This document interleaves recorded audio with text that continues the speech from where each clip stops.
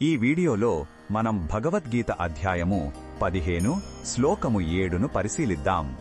ఈ పురుషోత్తమ యోగంలో శ్రీకృష్ణుడు ఈ భౌతిక ప్రపంచంలో జీవుడి నిజ స్వరూపం ఏమిటో వివరిస్తున్నారు.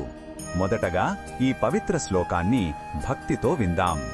మమేవాంశో జీవలోకే జీవభూతః సనాతనః మనశ్శష్టానింద్రియాని ప్రకృతిస్థాని కర్షతి.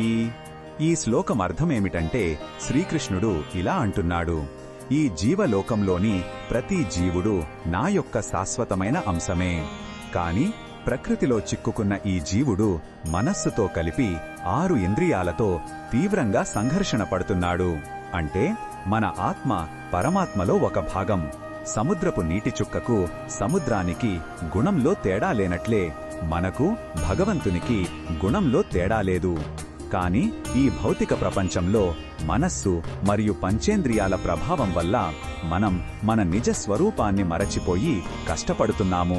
ఈ శ్లోకంలో ఉన్న భావం మనకు ఏమి చెప్తుందంటే, మనం ఒంటరి వాళ్ళం కాదు, మనం భగవంతునిలో ఒక భాగం అనే గొప్ప సత్యం మనకు ధైర్యాన్ని ఇస్తుంది. మనమందరం ఒకే దివ్య మూలానికి చెందిన వారమనే ఐక్యతా భావనను ఇది కలిగిస్తుంది. మనం పడుతున్న కష్టాలకు కారణం బయట ఎక్కడో లేదు, మన మనస్సు మరియు ఇంద్రియాల అదుపు తప్పడమే అని ఈ శ్లోకం గుర్తు చేస్తుంది. ఈ శ్లోకంలో ఉన్న భావం మనకు ఏమి చెప్తుందంటే, మనం ఒంటరి వాళ్ళం కాదు, మనం భగవంతునిలో ఒక భాగం అనే గొప్ప సత్యం మనకు ధైర్యాన్ని ఇస్తుంది.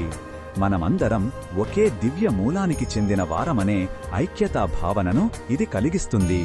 మనం పడుతున్న కష్టాలకు కారణం బయట ఎక్కడో లేదు, మన మనస్సు మరియు ఇంద్రియాల అదుపు తప్పడమే అని ఈ శ్లోకం గుర్తు చేస్తుంది.